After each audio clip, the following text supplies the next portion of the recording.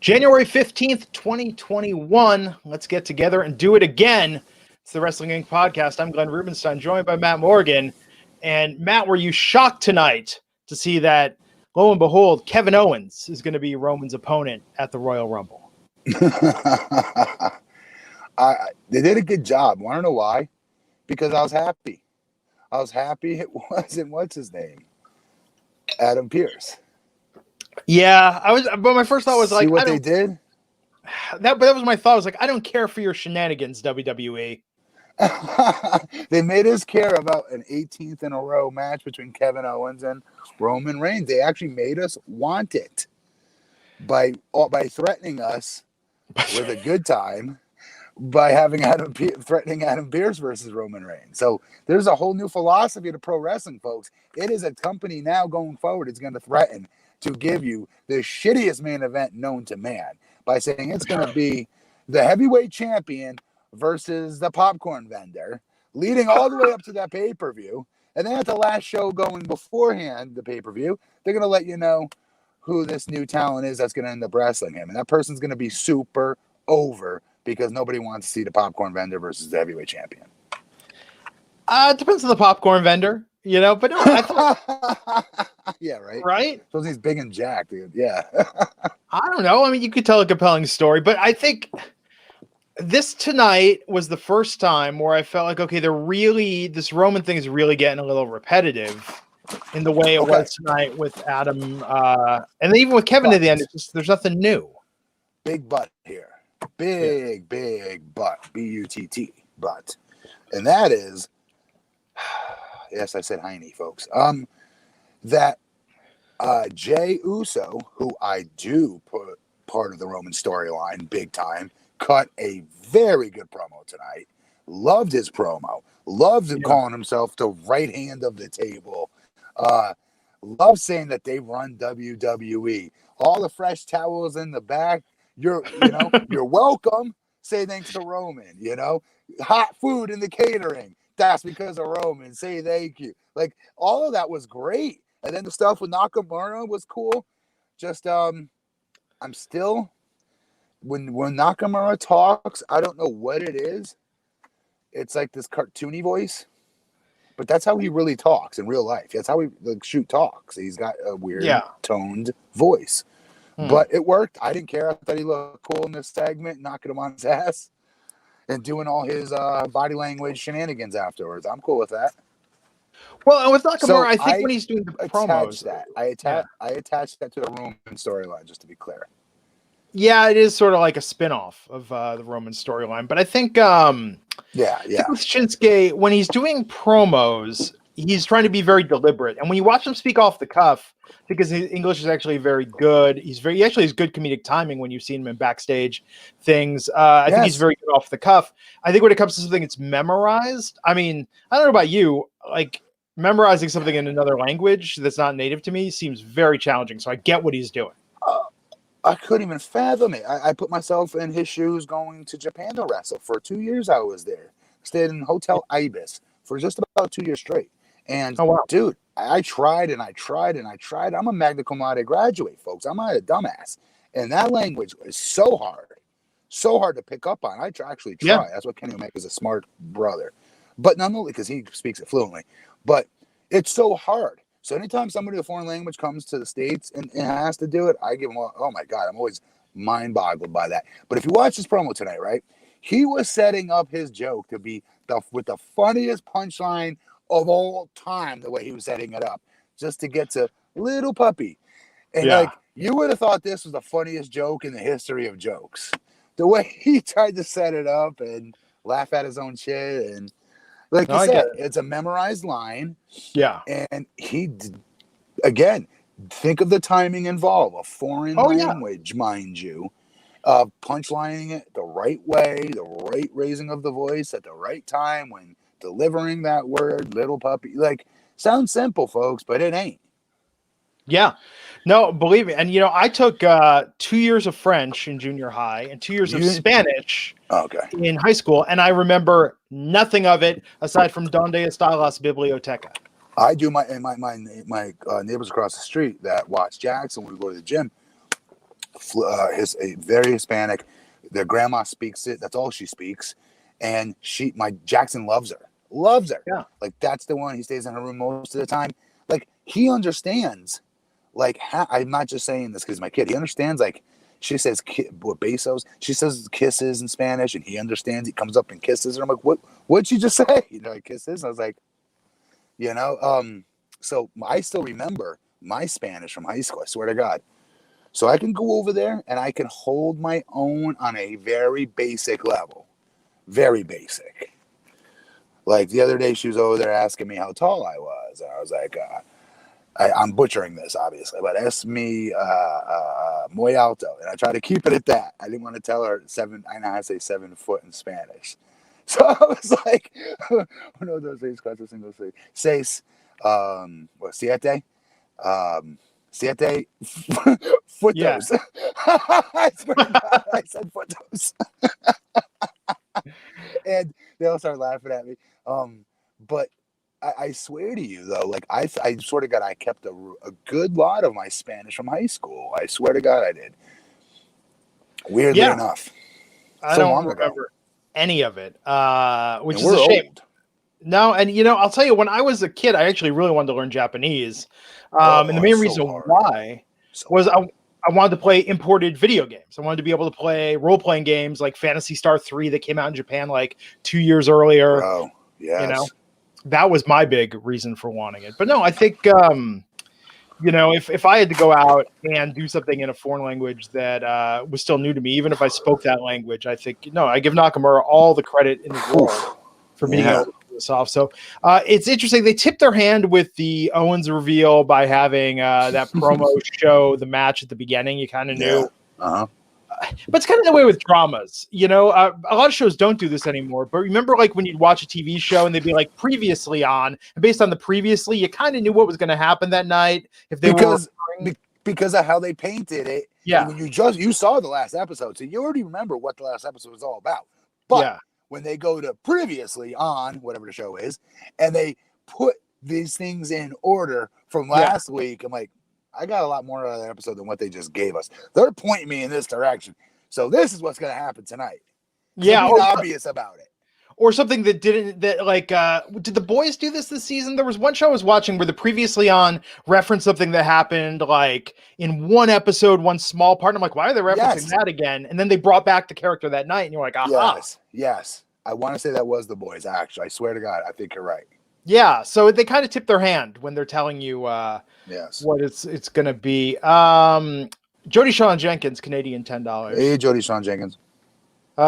Jody just still hasn't won that trust back to have his own YouTube account. Still has to have the couple's account. Yeah, because Shauna doesn't trust him.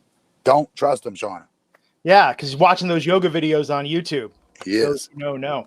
Matt, correct me if I'm wrong, but has there been a really huge star from China, Japan, who doesn't have a good grasp of the language that has made it big in WWE? I can't think of anyone. Maybe Taka. And that's a good call. When Taka came over, much like Nakamura, he was like the anointed one. Like he was supposed to be a big deal, big needle mover for WWE. If y'all remember, they were comparing him. And you want to talk about now in retrospect how maybe you could say this is wrong. Maybe you could say this was, what's the word? Not delicate or whatever the word is. I don't want to say racist, but it was at the time they were comparing him to Ichiro with the Mariners at the time. They were comparing, WWE was. I'll never forget it because I bought into him more. I was like, who's this Taka guy coming? They're really hyping his ass up. They're saying he's like Ichiro. Shoot, that's pretty big. But anyways, they had a good grasp of the link. See, a lot of them had a good firm. What's his name? Come on, SmackDown #1 announcer. Come on. God dang it! Now I used to squash him all the time. He was great to work with. Come on, Funaki, Sho Funaki. Funaki, beloved backstage. Everyone loved him, and great grasp of the English language, perfectly spoken, perfectly. And to be fair, he had a job for damn near life. He was there forever. Yeah. But I know what you're saying. She means like on a big time level though, main event. I'm thinking so. Nakamura, I mean, yeah, he does understand it perfectly well. He speaks it fine. Yeah. No, it's the scripted though. And I think, how's this? I think they're writing promos for him like someone who does not have the best grasp of English because they're afraid. And remember, WWE creative are the same people that held Becky Lynch back because someone, I think Kevin Dunn, didn't like her accent. I think they're giving him simplistic language promos. I bet you're right. Afraid. I bet you're right. I bet you're right. And I think Nakamura, Jody, Shawn, and Jenkins, out of them all, out of everybody that's come to the WWE from Japan, could have been and should have been the biggest star to ever come out of Japan. I really believe that. Yeah. I will say with Asuka, the way they've leaned into it and just Asuka's not far behind, by the way. I wanted to throw her in there. Yeah. But letting her just speak Japanese, like that brilliant. Works. It works. Yeah. Absolutely. Matt Morgan's formerly Frosted Tips, $4.99. What's with the username? Someone was using my name in the chat. Pretty funny. Like let's just not impersonate the host. But saying I keep expecting Glenn to see Glenn on the "Don't Become Your Parents" commercials. I'm getting. Never saw those. You haven't seen those? I think it's Progressive Home Insurance. It's funny. It's just got young people saying stupid old people dad jokes and mom stuff. I have not seen a TV commercial. I don't think in like 3 years. Wait, so you haven't seen the Geico tag team commercial with the whoomp? There it is. Oh, that's good shit. No. Yeah, that's legit. There's a couple commercials now that I don't mind. And why don't you guys like do the gimmick I do? Start watching SmackDown or Raw about 15 minutes in, and you're safe from having to watch commercials. No, you know why? Because I don't have cable. I'm watching it streaming, and streaming plans don't let you stream live TV. They let you stream live TV, but you can't pause and skip until it's done, which is annoying. Yes. Chronoshaw $5 saying, I just heard that AJ Styles theme song was originally for James Storm when he came to NXT. Glad it was used for Styles because it fits him more than Storm. Really? I would not have fit James Storm. And honestly, I did not like it for AJ. I hated it. Not down with the farmer strength? I did not like it for AJ at all. No. I liked the beginning of it because it was very church-esque, right? A little church-esque in the very beginning of it. It sounds like a church organ to a degree, right? It kind of reminds me of DMX. But then when they started, they don't want none. I'm like, that ain't AJ. I will always be partisan to Get Ready to Fly from TNA. That is the best entrance song for him of all time. Yeah. Love that song. When I heard the lyrics to that song, when I analyzed what it was, I was just like, farmer strength. You don't hear people talking about that much these days. And something about him being a redneck. I forget what something redneck. Yeah. Yeah, it's interesting. It's interesting the lyrics to songs. That could be when we do I'm sorry. They missed the boat with James Storm, just for the record. Yeah, he was the sorry about your damn luck thing. Like that was good. Yes, dude. Yeah. And even Beer and Money, as great as Bobby Roode was, James Storm was the ingredient in that made that work. He was the funny part. He brought the funny part of Bobby out. He's good, dude. Storm is really good. Jody Shawn Jenkins, $5 off topic, but I watched the 2000 Rumble, and to tell you what, the Rumble was better before the internet and the dirt sheets. 2000 wasn't it? Let me think. 2000 was that around yet? I'm in college. I graduated 2000. Well, your boy here was already on. What was the name of the site?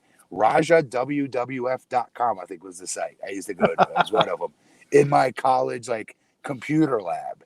And I would sit at that computer all day, just sitting there in between my periods of class and just reading all the little sheets that they had, because they had a lot of wrestling sheets, actually.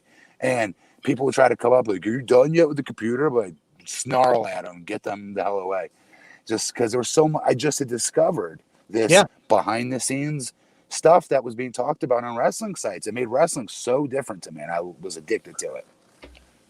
For me, it was the invasion angle because I wanted to know the scoop on who was going to show up and who wasn't. That's how it was for me for NWO. Yeah.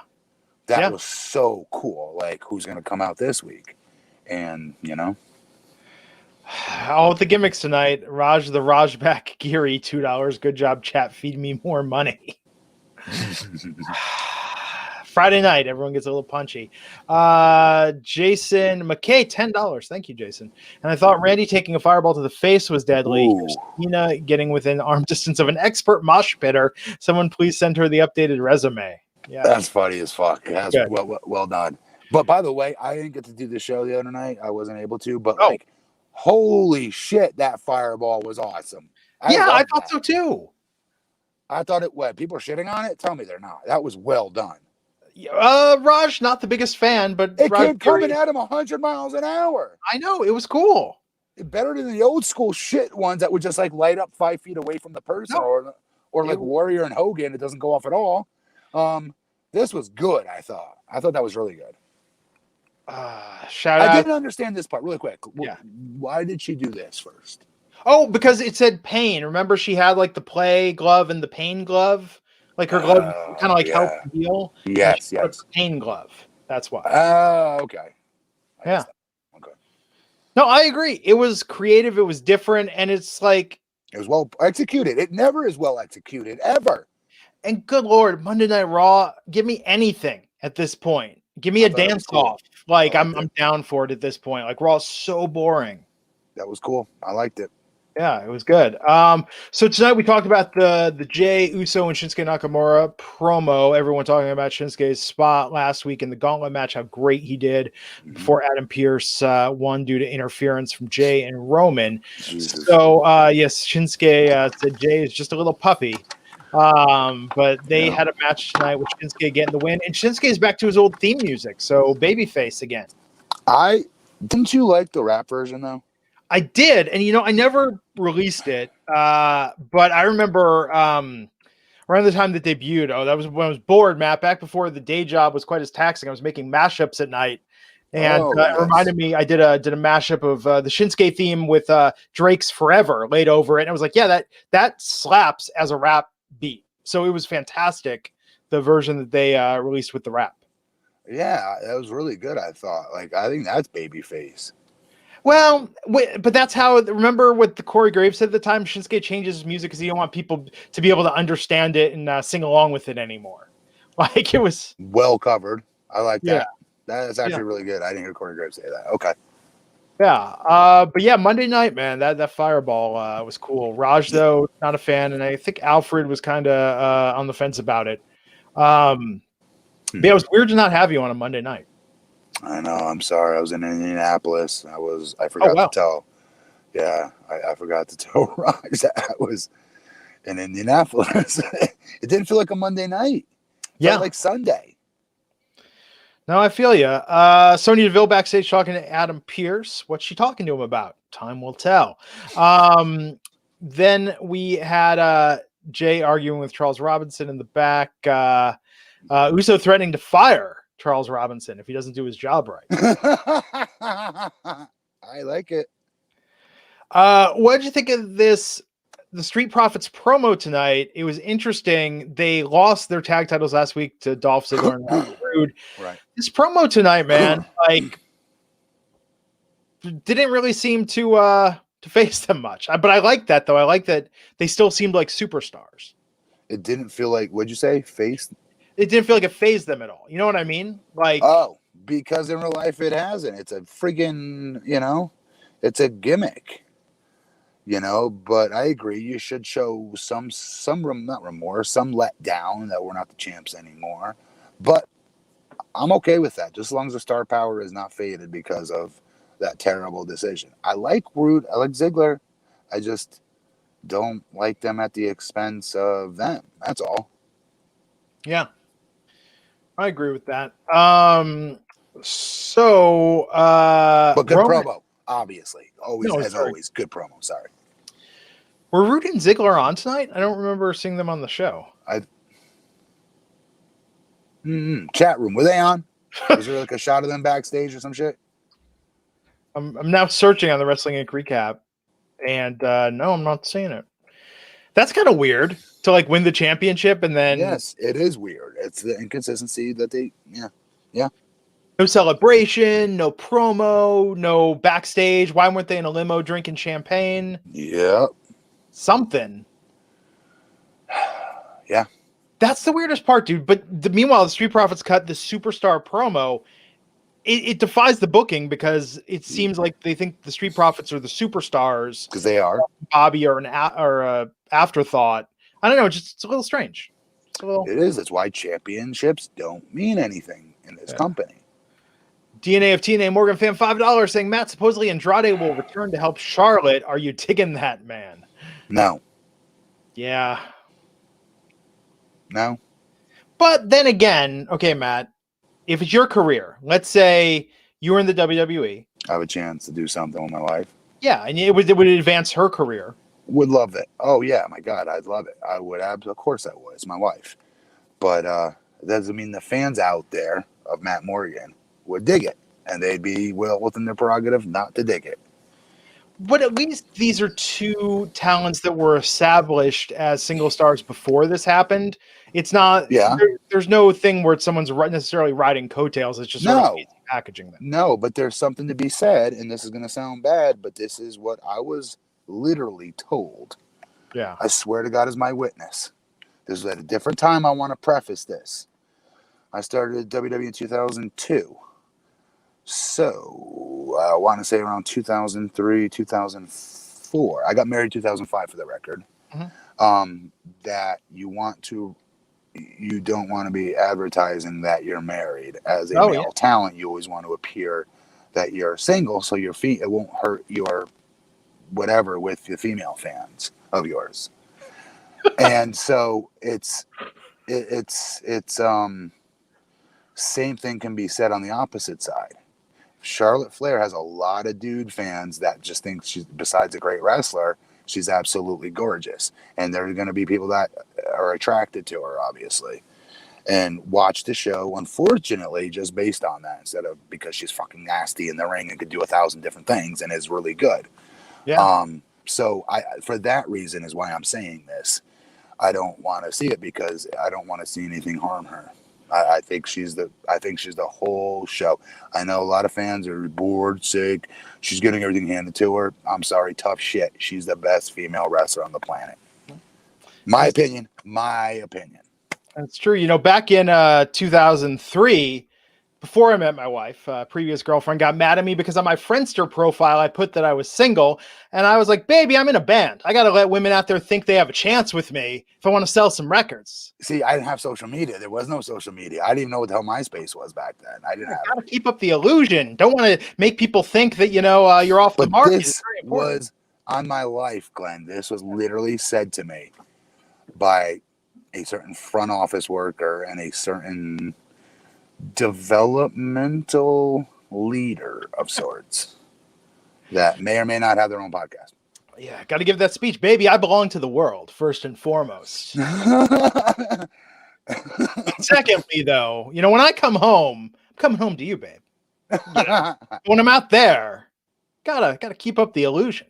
I mean, God bless her, because I could not put up with that. It didn't go well. I think I might have gotten hit. I would do terrible at that. I'd be horrible if roles were reversed.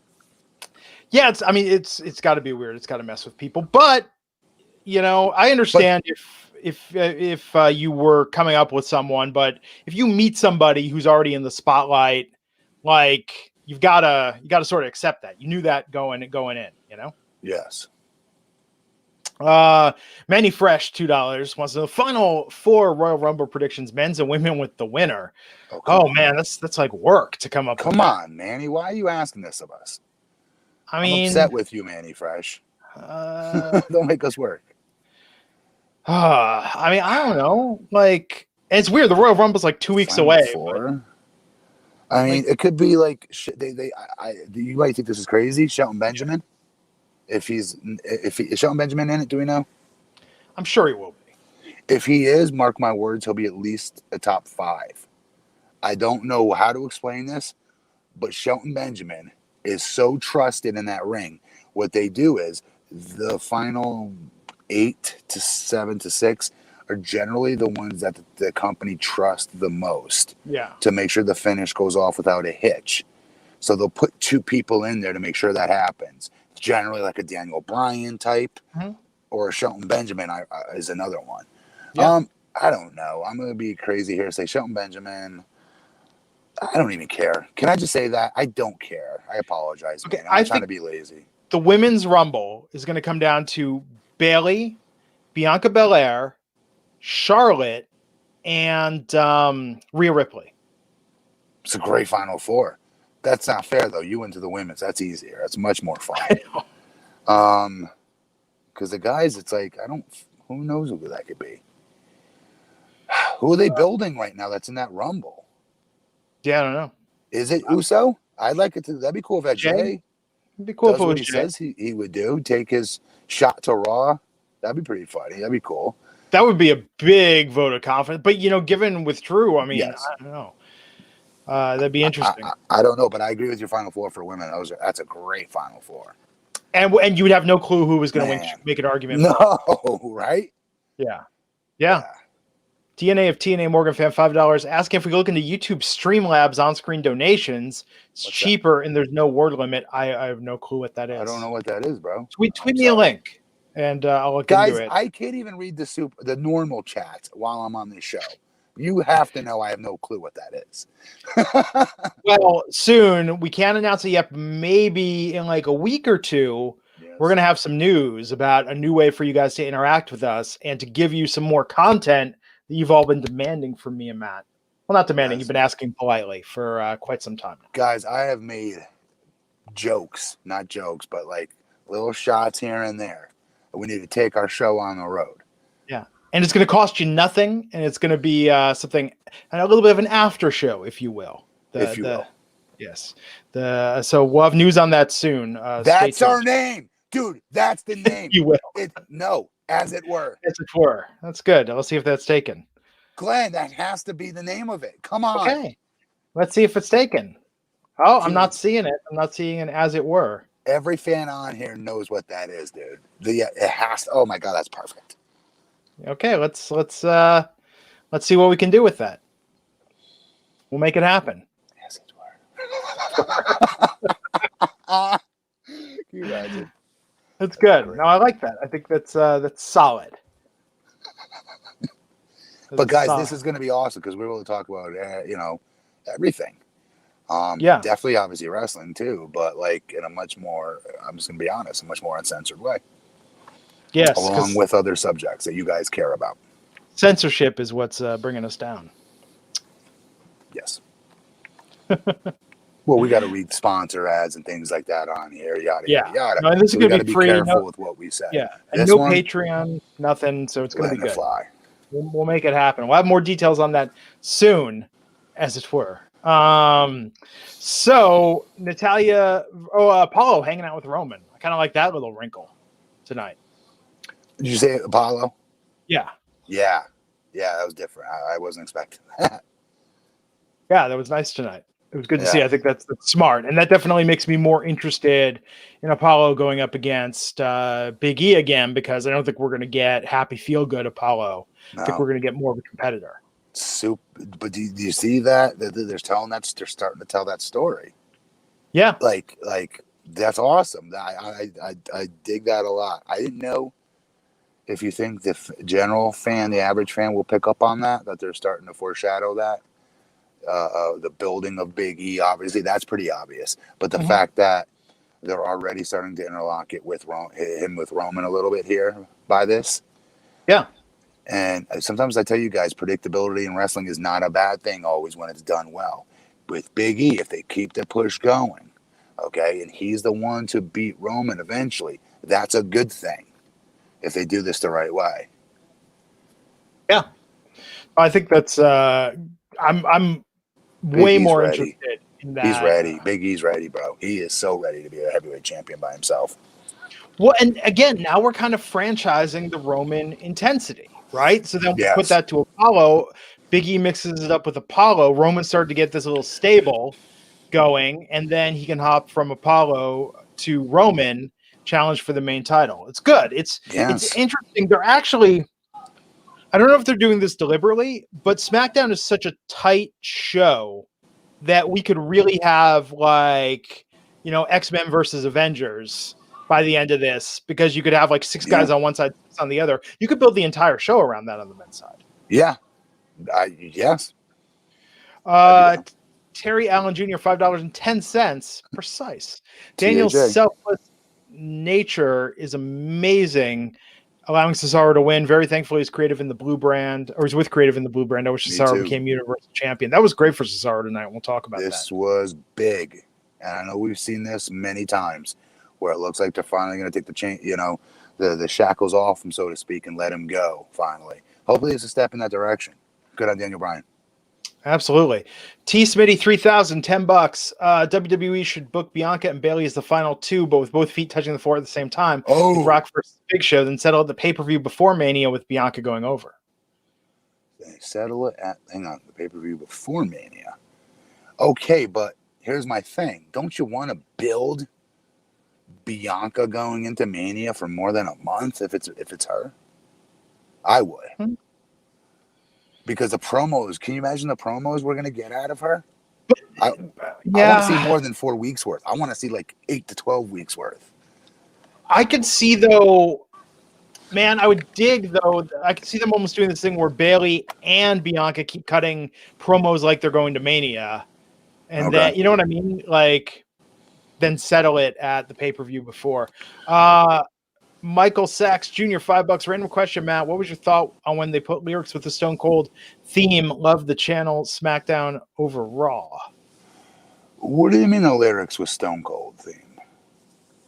Is he talking? They didn't just do lyrics. They changed that song, and it was Disturbed, if I remember correctly.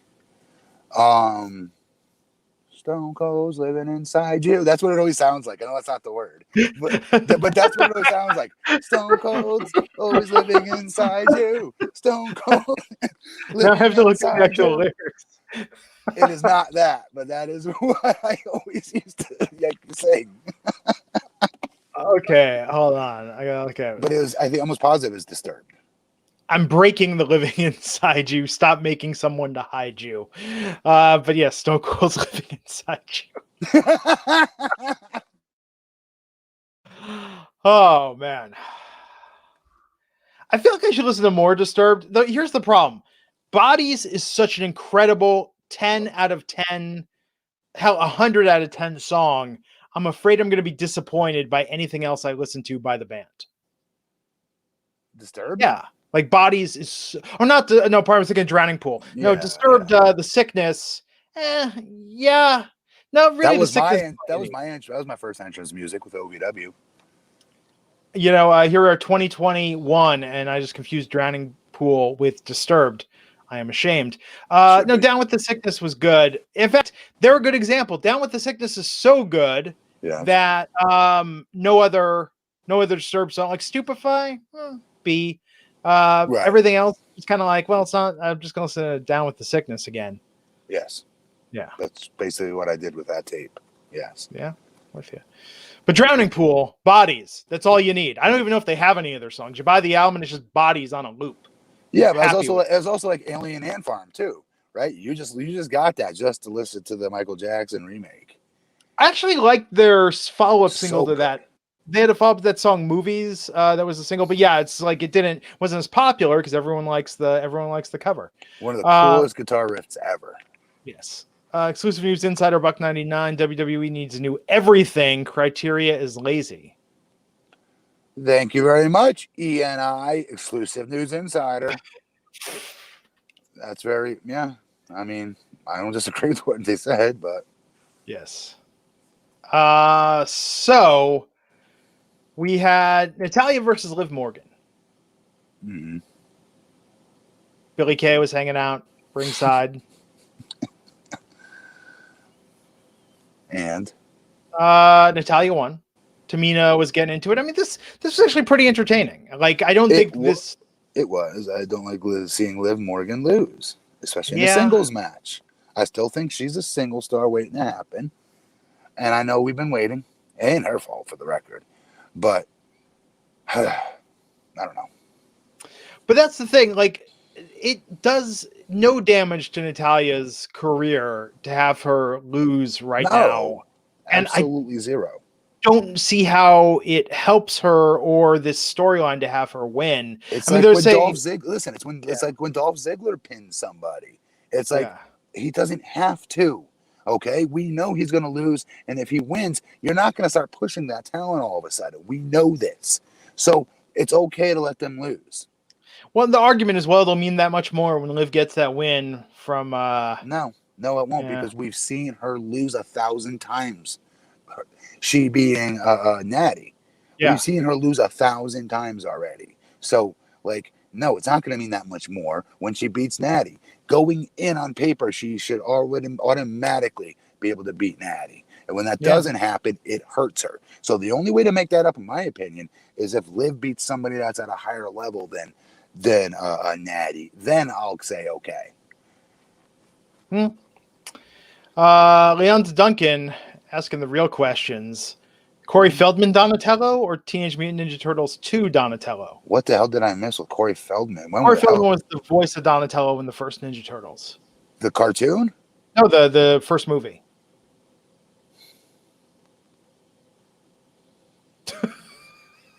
I wish I didn't know that. Corey Feldman was so over when we were kids. Yes, okay, yes, he was. But he was not over when that movie came out. Well, he was on. They had started to already, come on. Well, License to Drive. Yes, he was super over. Are you kidding me? Lost Boys? We can name a million. I mean, first Friday the 13th as a little boy. Yeah, first TMNT was like 1990. Like he wasn't like it started, bro. Come on, it started. I would say around 1988 was the end of. 89. It was after Dream a Little Dream. That's when it just off a cliff. See, I didn't even see that. Wait, what was that movie? He was in with Nicole Eggert. Or no, Blown Away. It's same name as the Tommy Lee Jones, Jeff Bridges movie. Yeah, I watched that on cable where they're like brothers, and that was like for a B cable movie. That was a shockingly good movie. So good. Seriously, all my friends and I, we love that. We had that on VHS. That's crazy. I mean, so we used to have that in my circle too. It was like most direct to HBO movies are shitty, but there were a couple like that one. Night of the Running Man with Andrew McCarthy, where he's like a gambler who steals money, goes on the run. That was really good. Like there were a couple of those HBO original movies that were fantastic. Yeah, but Blown Away, whole different level. No, absolutely. I saw him in concert like 2 years ago. He came to my town, and that was exactly what you'd think it would be. So like Nicole Eggert was like one of my first, no, she wasn't. Olivia Newton-John was my first crush as Sandra Dee in Grease. Yes. Interesting. Because that was like the first album I ever got as a kid. Oh, the Grease soundtrack? Yeah. And, but then I would say like when I was older, somewhat older, Nicole Eggert, definitely. We saw Sam Maselli from Who's the Boss. We saw Olivia Newton-John live in Las Vegas like 3 years ago, and it was fantastic. She's still going? Yeah, she played at the Donnie and Marie Theater. So when Donnie and Marie take off, Olivia Newton-John fills in. Wow. And we saw her. And you know what's funny? That same night, we went to a Grease 2 screening right after, hosted by Adrian Zemed at a bowling alley. So we had like a Grease evening in Vegas. Yeah. Bro, I'm a little jealous of you. That's awesome. We did the Vegas trip because of the Grease 2 thing. We were like, Adrian Zemed's hosting Grease 2 in a bowling alley? Wow. Like, we got to go and see it. Did you guys sing We're Gonna Bow? Oh, everyone. Tonight? It was crazy. Yeah. It was very, very fun. He was a really nice guy. We got photos. So I'm watching Grease 2 the other day. You know, they're doing an HBO Max series called Rydell High that's going to be about Grease. Shut up. Yeah, it's going to be like a prequel. And so I'm thinking if this goes on for a couple of years, I tweeted my idea because I want to write for the show. My idea is that Stephanie Zanino decides she doesn't need a man. She gets the motorcycle and she becomes the cool rider.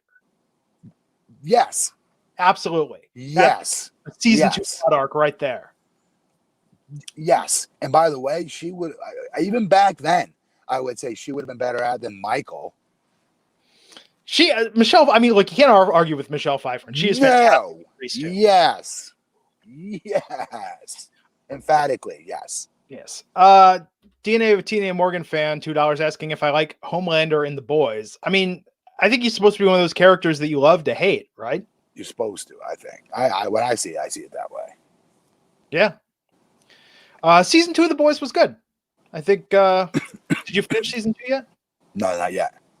Oh, yeah. It was Interesting ideas. Okay, we got other super chats. We're gonna come back to it, but first, let's go back a little bit to SmackDown because I can just telepathically hear Raj Giri yelling and be like, "Save it for the after show, Marks." Like,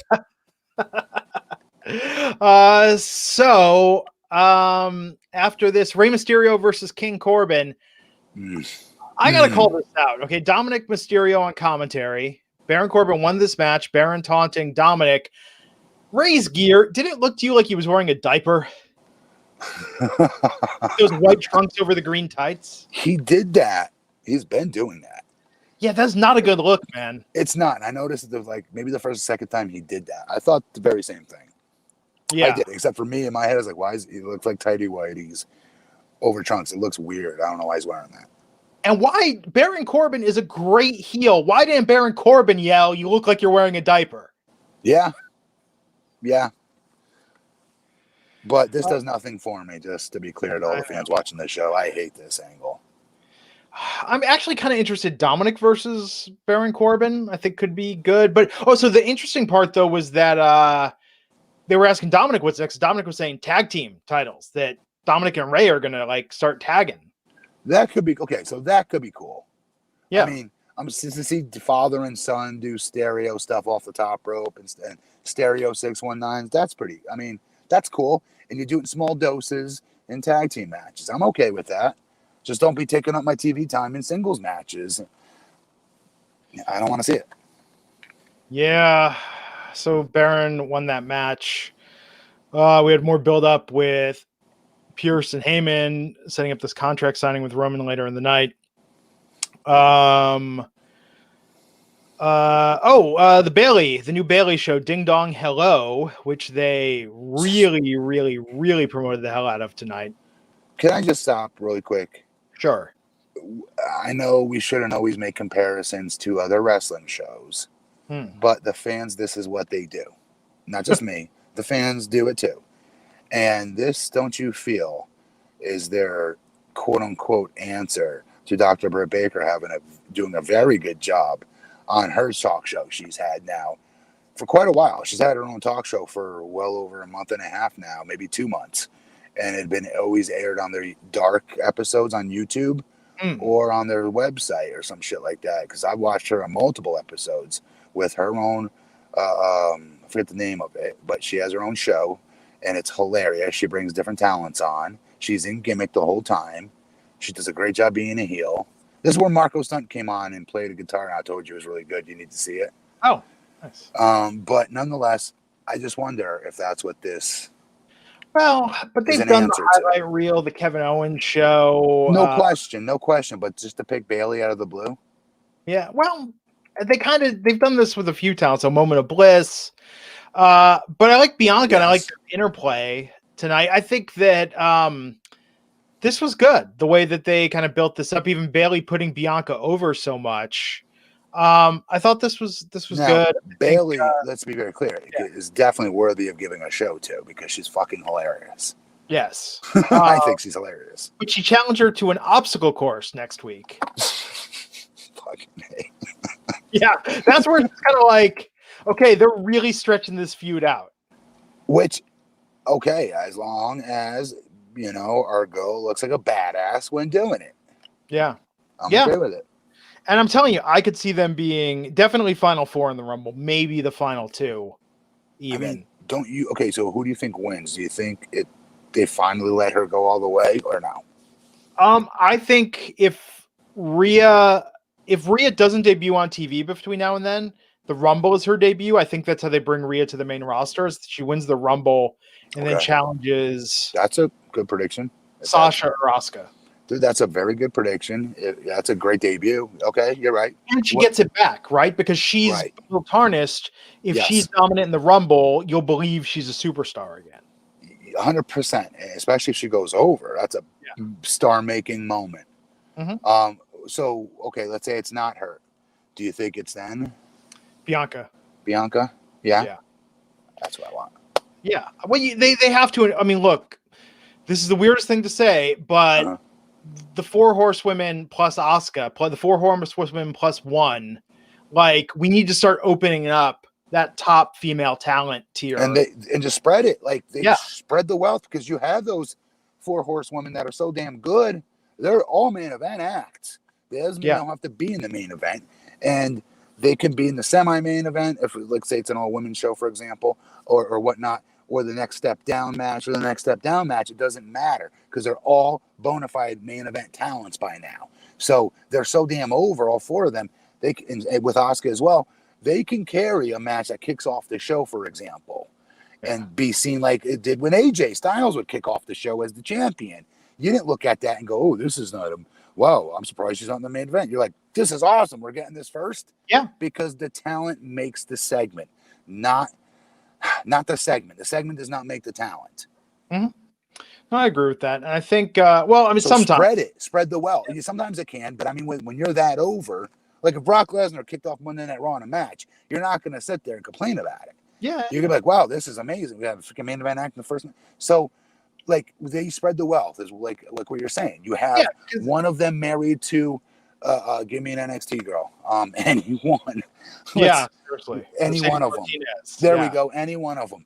But any of those 4 horsewomen plus Asuka, you make them all married to one of these NXT talents, or you got to start building it, because I think that God, I mean, not to get too into it, but I feel like Alexa and Carmella haven't quite risen to that main event. They're like Alexa did for a while there, but I would say Alexa was there early on. She was there. I come on, she was, but not like they keep going back to the 4 plus Asuka. Like, look at the way it just keeps coming back. She was also hurt to defend her a little bit. Now, I agree with you on Carmella, full-heartedly. I agree. So no offense, it's time to move her aside and bring in all of these studs out of NXT that are rearing to go, ready to go. Yes, the 4 horsewomen plus 1. It's like the Funky 4 plus 1. You ever listen to that? No. Who's that? That's the Joint. You know the sample. If you heard That's the Joint, you'd be like, Beastie Boys sampled it. You would know that's the Funky Feel one. Wait, how's it go? Well, That's the Joint. Like Beastie Boys sampled it. That's the Joint. That's the jam. Yeah, no, but that's part of the referring to it. But That's the Joint. You know, I guarantee you would know the song if you heard it. I'd play it, but it would get taken down. So Daniel Bryan versus Cesaro. Fucking tonight. Awesome. This is great match. And Cesaro got the win. Loved it. Yeah. I mean, like, for him to be at this point of getting so many start and stops, more than any other talent, that's a lot of start and stops. He did his job many years ago. He wrestled John Cena, and I'll never forget this, where he did that suplex from outside of the ring into the ring with Cena dead weighting him, if you guys will remember. That night on Raw, he was made. But because wrestling is the way it is today, and it's overly political, and it doesn't matter if talents have an entire arena chanting for them, like we've seen with Zack Ryder when he got over, WWE doesn't care.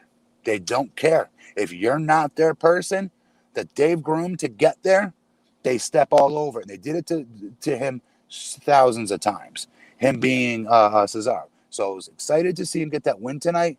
Thought that was amazing, and I hope they finally get out of their own way and stop stepping on their own bleep when it comes to Cesaro. Get out of his way. Yeah, he gets that kind of tag like, oh, he's a wrestler's a wrestler. Like, you know, he's a comedian's comedian. You know, that's a nice way of saying, like, very talented, but if we don't see him as... He's more than a good hand. He's already proven he's a star. I agree. Remember the swing? The swing got over like Rover. Like Cesaro section, I mean, all that. But again, I think it's the accent thing. I think it's someone, because he was doing the transporter entrance. Like, he looked like $1 million. But that was another start and stop thing. Mm-hmm. No, I agree. I didn't think he needed any of that, honestly. I thought way back in the day when he wrestled Cena multiple times and got over, that was the time he was built. He was made. There was nothing left to do but to continue to give him wins. People say, oh, it's no big deal. WWE keeps doing 50-50 booking. This is where you've got to give talents wins when they do their job and get a big reaction from the crowd. Now, well, it's like the Rusev thing. I mean, they're just not behind anything that they weren't behind. Think about that for a second. So frustrating. So here's my question. Rock, I'm going to say the biggest one of all time, who got over organically with the fans. Yeah. Could you imagine if he was coming up in today's day and age of wrestling? Now, I'd like to think he'd still do pretty damn good for himself. I would hope so. But because he's a third generation professional wrestler, let's take that out of the equation too. He's not Rocky's son. He's not Chief Pete or Maiavia's grandson. He's just Dwayne Johnson, all right, playing the Rock persona. And the fans are coming up with it. But if WWE did not make him, I don't know what would happen. Because today's formula is not the same. It was back then. If you got over with the crowd to that level, that's it. You write your own ticket. That is not how it is today. But we were really behind him at launch, though. So in a way, it was kind of tapping the hunch. That's the thing. I think here's what I think happened. And this is like, by the way, this isn't just WWE. This is every shitty job you've ever had in a corporate environment. It's like somebody has some prejudice for whatever reason, and it's something like, oh, I don't like their accent. I don't like this. I don't like their work ethic. I don't think kids are going to want to buy their lunchbox. They get that in their head. And then some shitty, normally a micromanager, sometimes a boss, doesn't ever want to be proven wrong. So they're going to do a lot of decisions, a lot of microaggressions. They're going to make sure that it validates their prediction. 100%. 100%. Good point. Yes. Yeah. That's what's crazy about WWE is that it's unlike Hollywood, because in Hollywood, typically, if someone gets over and people see money in it, think about all the people that get weird freaking chances in Hollywood. Because someone's like, well, I can make a buck off this. It'd be good. People want to see Mariah Carey star in a film. Let's put it out. It's like people get crazy chances to grow and stretch if people think there's money there. But not in WWE. It's very micromanaged and weird. Yep. But tonight, though, watch this match. If you don't watch the show, watch Cesaro versus Daniel Bryan. Cesaro getting a great win. This was absolutely fantastic. Yes, sir. I had a promo from Carmella with her sommelier. Carmella, who is he, by the way? Reginald, her sommelier. What's his name in real life? I don't know his real name, but is he Reginald. An NXT talent? Sure, maybe. I don't know. So they're building up her and Sasha. And then Sasha came in and said that Carmella can have her title shot as long as Banks can have Reginald in a match first. So I'm sure it'll happen next week, some gimmick thing, and then we'll have Carmella versus Sasha at the Rumble, which could be cool. You don't think so? No. It'd be great. But don't you think they'll spread them? Don't you think we'll get Bianca in here? No, but at the like a match at the Rumble, I think if there's going to be. I'm sorry. I said Mania. My bad. Yeah, no, at the Rumble. So we'll see. Maybe it happens on SmackDown, but I think Carmella doesn't need to be in the Rumble if she can get a title match with Sasha at the Rumble. So we'll see what happens. Not that the Rumble needs all these other matches. In fact, wouldn't it be great this year if finally we just had really it's the Rumble matches we care about. That's one. Yeah. There's not many. Like Cena versus AJ, you can probably count on one hand in the last 10 years matches at the Royal Rumble that weren't the Royal Rumble match that people That's true. Remember. That's true. Apollo Crews versus Sami Zayn tonight. We saw more of Sami Zayn than I wanted to see when Apollo got that roll up with his tights and got that pin. Big E on a couch. Watching the match. This was great. I love that they're keeping Big E and Sammy going, but Big E's going to face Apollo next week. Apollo's got more intensity. He's coming off this win tonight. So I love Sammy's outrage. Great layering. The storyline connects a little bit with the Roman storyline, right? It's got so many layers to it. I love it. This is really good. And there's a really good talents that we all really dig. I think that's a big part of it too. And look, someone like, God damn it. Why am I having a brain fart here? You just said his name. Apollo, Big E. Thank you. Apollo. Someone like Apollo, who we've been waiting to get a real legit opportunity with some consistency behind his booking for once, coming out the other end in a major, whatever you want to say, he won tonight. That's a pretty big deal, I thought. And I like the interaction we saw with Roman earlier as well. I think he's the one who gets most over in this entire what do you want to call it? Combination of layered storylines. I think with Sami, it's funny they're leaning into it's a conspiracy thing so much. I think he's going to end up coming out first in the Rumble, yelling it's a conspiracy. Everyone's working against him. Like, I think they could do something really good with this. I think this would be really over. Actually, with the fans, I think it's a conspiracy. Like, would get over massively if there were crowds right now. That would be the organic thing. Dude, they would boo him out of the universe, maybe. You don't think kids would start chanting that and just saying it's a conspiracy? Like, that's a good catchphrase. It is. But I think with, with real world issues going on like that, people, that's good heat. Yeah, no, true. Being a sore loser. Sammy's got to be chomping at the bit. He's got to be. He's got to be censoring himself on Twitter because he knows. Yes. He knows he's going to get in trouble if he does what he wants to do. Brother, he is. He's probably got to give. Is he married? Do we know? That's a good question. I'm not sure. Let's pretend he is. He's giving his significant other that phone. I guarantee it, like multiple times a night, watching the news and shit. And like, all right, I can't say take this away from me. He's got his drafts folder is probably full of jokes. Yes. This shit would get me fired in a heartbeat if I put this out. Yeah. I agree. Yes.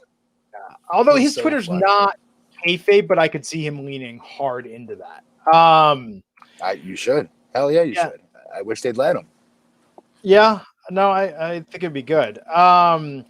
So Apollo got this win tonight. And we got some super chats. If you super chat, we haven't read it yet. I'm going to come back to this one and get the show. But hey, we saw this final contract signing segment. Roman Reigns wants Adam Pearce in the last man standing match. That was going to be a big deal tonight. Pearce comes out, signs the contract, says it'll be the last contract he ever signs. Roman signs the contract. It's official. Pearce is going up the ramp, then talks about his ankle injury or his knee injury. Now he was having audio issues, which was weird. WWE, it's kind of shocking they don't have these more.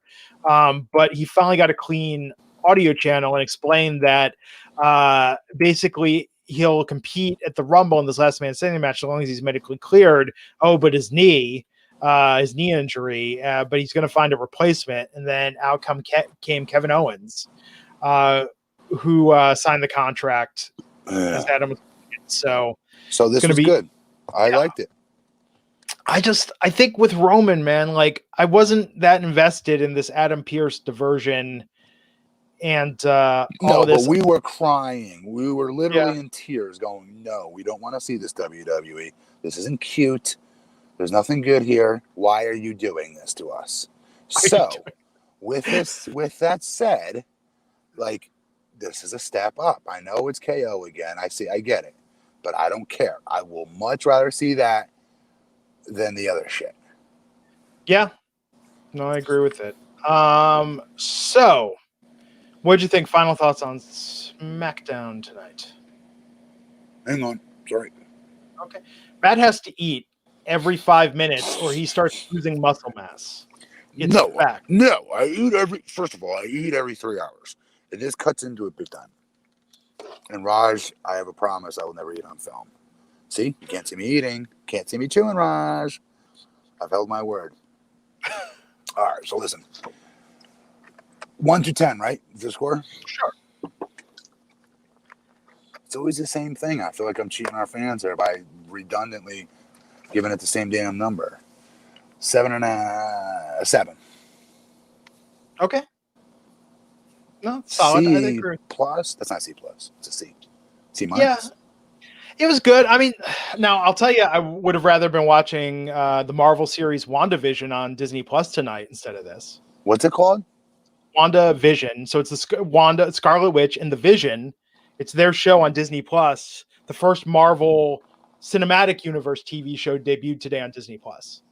What does all that even mean? I don't even understand what any of that you just said means. Okay, so you know how there's okay, so remember before there was Agents of S.H.I.E.L.D. and then there was Punisher and Jessica Jones and Luke Cage on Netflix? Yeah, okay, yes. I like Luke Cage, by the way, a lot. was good, but those didn't tie into the movies. Like, you never saw the characters from the movies. Right. Aside from Agent Coulson, you never saw the characters from the movies and the TV show, etc. So this is the first Marvel series that the teams that do the movies and the characters from the movies are going to be in a series streaming. So Wanda and the Vision is first. The next one, which is more up your alley, is going to be the Falcon and the Winter Soldier in a team up for like an 8-part series. So the Falcon's now Captain America. Wait, what? Yeah. Didn't you watch Avengers Endgame? Sorry, spoiler. Yeah, I did. He dies. No, Falcon doesn't die. No, Captain America gave the shield to the Falcon. So the Falcon is now Captain America. How the hell? I'm so confused. I thought at the end of that Captain America died. He did, but he gave the shield. Captain America's a title. In the comics, there have been like 4 Captain Americas. Okay, so I wasn't a big Cap mark. Yeah. I just wasn't. So Steve Rogers gave the Captain America shield to the Falcon. Steve Rogers. Yeah. Who the hell's the Falcon? The Falcon's Anthony Mackie. You know I saw this movie. No, I don't. Who the hell's the Falcon? He was in Captain America Part 2. He was in The Winter Soldier. He was in Civil War. You know Anthony Mackie. Right now. Papa Doc from 8 Mile. You know who Anthony Mackie is. I remember Papa Doc from 8 Mile, of course. Anthony Mackie was in The Hurt Locker. No, I remember this. I don't remember him in this movie, though. At the end, I just remember everybody being really sad that he dies. No, he's the Falcon. Here, hold on. Anthony, I can show No, that when Captain America dies, I'm saying. Yes, but he gave the shield. Sad about it. I don't remember some scene of him giving the shield away. He gave the shield to the Falcon. Are you sure? I am positive of this. Dang, my memory is the worst. Yes. Here. I'm going to pull it up on the screen. How the hell do you not remember that? I don't remember this. You know, we get older, Matt. And as we get older, I've already subscribed to that. Like, I was saying this like 10 years ago, like at age 34. Yeah. There, the Falcon. See? Can I the see Falcon? He's pretty friggin'. Yeah, he looks good. Yeah. So he's got the shield. I think he might not get the title of Captain America, but he's got the shield. I would swear to God, I want to even say I'd remember that in the movie, and I don't remember a dude that looked like that in the movie. Yeah, if you watch the second Captain America, so he's like I'm talking about Avenger Endgame. Yeah, he was in Endgame. He's been in all the Avengers movies, the last couple. But I should just give my comic books to somebody for free. I don't deserve to have them anymore. Take my comic book, like. So anyhow, the Winter Soldier and Falcon are going to have an 8-part series. I think that's going to be awesome. WandaVision looks like a trip because it looks like an old sitcom. You're saying it so fast. Juan or one? Wanda, the Scarlet Witch. Her name's Wanda, Wanda. I never heard of her either. Wanda Maximoff. You know who the Scarlet Witch is? She was in the comics for years. I don't remember. You know who the Vision is? You know who the Vision is? The green guy with the skin and the thing in his. Yes. Okay, I do remember that dude. Yes. So Scarlet Witch and the Vision are a couple, but the Vision died in Endgame. So Wanda has the ability to alter reality with her powers. So this series is like an altered reality, but they shot it like an old sitcom. It looks trippy as hell. It debuted today. I'm excited to watch this. So this isn't like cartoon crap, right? This is real. This is live action. All right, where do I see it? Disney Plus. I think we actually have Disney Plus, which has The Mandalorian, which you've never watched, which is fantastic. The worst lie I've ever said in the history of lies, and I apologize to everybody. You're going to be like Chunk from the Goonies confessing, and I told everybody I watched The Mandalorian and loved it, and I never even watched a single episode. What did he do when he admitted that lie? Do you remember what did he say? What Chunk say again? I know the entire thing, not by heart. It was the barf. It was the fake puke that he hid in his jacket. Yes. Falcon, he made this noise. Everybody started puking. It was the worst thing he ever did. Oh, God. The Goonies is on all the time, and I never get tired of watching that film. No, I wanted to be them so bad. Just to have the freedom, keep in mind they're kids, just to go tooting around town by themselves on their bikes, just go missing, no big deal. An underground cabin. I thought that shit was so cool. That was such a good movie. No, I agree. So a couple super chats here before we take this home, and I got to catch up with the chat room. I'm sure a lot of people frustrated. Yes. Couldn't remember who Falcon was. Brian Elliott, $5 wants to know off topic. How many guys have booked main event Starrcade 97, and how would you book Sting after Starrcade 97?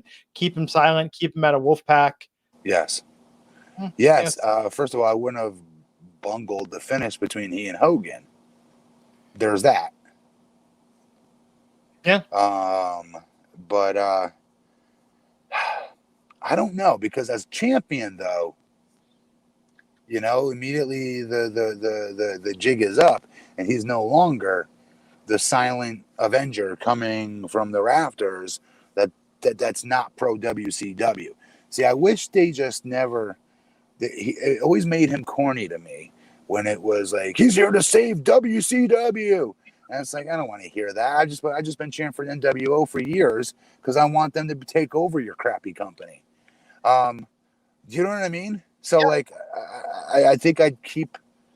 He beats Hogan. All right, go to the next super chat. I'm sorry. DNA of TNA Morgan fan $2. Marijuana smoking kids. What's MSK stand for in WWE? I don't know what. I don't know. What's MSK? What I miss? I don't know. Leon's Duncan asking a more important question: the better Tupac movie, Juice or Above the Rim? Okay, because I'm a basketball player, I loved Above the Rim. Like, I had it on tape, loved the soundtrack. But to be fair, the Juice soundtrack is better. God, that tape was good. But Bishop was a scary freaking dude. Very scary. I will second that. Very scary. But Above the Rim, again, I'm a hooper. I loved the realness of that. Loved maybe his part in that wasn't as good as it was in Juice, but the movie, and that's what he's at. The movie itself, I thought Above the Rim was better. I really did. I loved Above the Rim. Not many others did, but I did. Tupac, Gridlocked was pretty good. Dude, he was a great actor. Dude, he was a great actor. That's what I'm saying. Like, I feel like we hardly got to see what he could do. Poetic Justice what a great turn for him, though, right? He is the best thing, and I'm a Janet Jackson mark, but Tupac was the best thing in Poetic Justice by far. Stole the hell out of that. Janet Jackson looked hot as hell in that movie. I love Janet Jackson. Dude, I loved Janet Jackson. God, that's what I'm saying. Tupac could have, had such a career ahead of him as an actor in addition to hip hop. I mean, he was great. You don't think? I thought Janet Jackson did really good in that, but Tupac did steal all the scenes. He was hilarious in that, and it was a different side of him. Yeah, that was that's when I thought, like, this guy can act. Yeah, no, I agree. Jackson Callens $4.99, just shooting my support to the channel. Thank you. A great week. Hey Jackson, thanks for the positive comments about my boy. Appreciate it as always, brother. You're a good friend. Thank you. Absolutely. So I'm just making sure. Apparently I blew someone's mind that didn't realize Anthony Mackie was Papa Doc in 8 Mile and the Falcon. Let's see. Deadpool Party wants to know if I watched The Night Before yet with Keanu Reeves. I have not, but I intend to. What's so good about that? For some reason I was talking about the movie After Hours, which I'd never seen till recently, the Martin Scorsese film. Yeah. It was really hyped up, and I was just like, this is just okay. It didn't feel like a Martin Scorsese film. Someone said After Hours with Keanu Reeves and Lori Loughlin was like a teenage version of that. They said they liked it better. So it's like, did you ever see what was it? Was it Miracle Mile, the one with Anthony Edwards? What's it about? So it's about, he's on a date with a girl, and then he's at like a cafe, and someone gets like a call, and they're like, "Oh my god, a missile's heading here. The world's gonna end in an hour." And so it's like a Twilight Zone episode. You don't know if people just think that it's happening. Like, is it really happening, or are people just panicking for nothing? No, I've not seen that. It's like, if I would have saw that movie as a kid, that would have messed me up. I saw it as an adult and I loved it. It's from like 88, but it's one of those like all night adventure movies where like two people are together and they just keep getting into different situation after situation. Yes. I love movies like that. So. Adventures in Babysitting? Yes, exactly. Adventures in Babysitting is like a teenage version of After Hours, which now I understand because I've finally seen After Hours. Where just shit keeps just snowballing. Adventures in Babysitting has been on HBO a ton lately, and we're always flipping. Yeah, it's on HBO all the time lately. God, that was a good movie.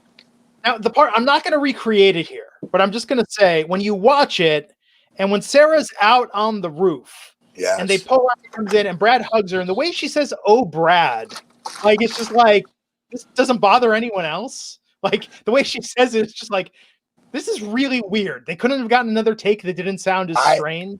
I have to rewatch it. You have to watch that part. You'll know what I'm talking about. I haven't seen it since I was a kid.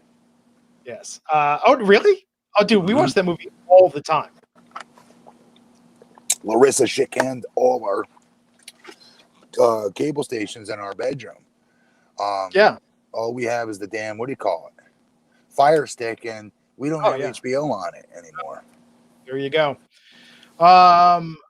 Ace Carter, $5. Is Sasha still champion? Just confused why she isn't getting shown much. It does seem a little weird. Yes, it does. I agree. And I agree, while not a Tupac movie, better than Juice and Above the Rim, Edward, New Jack City. But again, wait, Tupac no, was not in New Jack City. Yes, it's a better film, but like New Jack City is better than most movies that have come out in the last few years. So good. So good. Nino Brown. God. Aged way better than you'd think. And in fact, I think it's better now than when it first came out. We've lived I'm sorry. I still think we are the luckiest generation. Yeah. I think we got to see some awesome talents, awesome people. Michael Jordan, Michael Jackson. Who else in their primes did we get to see? Just so many different people. Hulk Hogan at one point in the early 80s when wrestling boom first hit. We were there for that. Movie wise, I still god dang, there's so much to even list. Well, I think though music. We're not the last generation, because you and I both are we're like the very tail end of Generation X. We're not millennials. We're too old to be millennials. No, we're not millennials. But millennials are the last generation, I think, that's ever going to have grown up with superstars, like worldwide. Everyone knows who they are, because now, well, think about it. Media is so democratized now. And what I mean by that is a show like Breaking Bad or Mad Men is watched by maybe a fifth or a tenth as many people that used to watch Cheers or MASH or The Cosby Show. The same thing with music. Like, there's a lot of smaller bands. Like, you can get very good point. Most bands don't go multi-platinum anymore because it's hard to sell 1 million records. But the artists we grew up with went diamond status. They sold so many records they had to create a new status. It's good. Seriously, I never thought of that though, Glenn. Good point about not having superstars. Maybe that's a good thing. I don't know. But because I was somebody that did have a role model that was a very damn good role model until they tried to snuff him a little bit lately. But that's Michael Jordan. That was my idol. I idolized him. His work ethic, what he stood for, and then later on down the road, many years later, they start to pull apart and dissect him like they do any other star and find his faults and weaknesses and whatnot. But when I was growing up, that's my dad, mom, they were perfectly okay with it. They bought me Michael Jordan tape after tape because I was just in awe of him. And it worked. It got me to love basketball, got me to work hard at it because Michael Jordan got cut from his varsity basketball team as a freshman in high school. I did as well.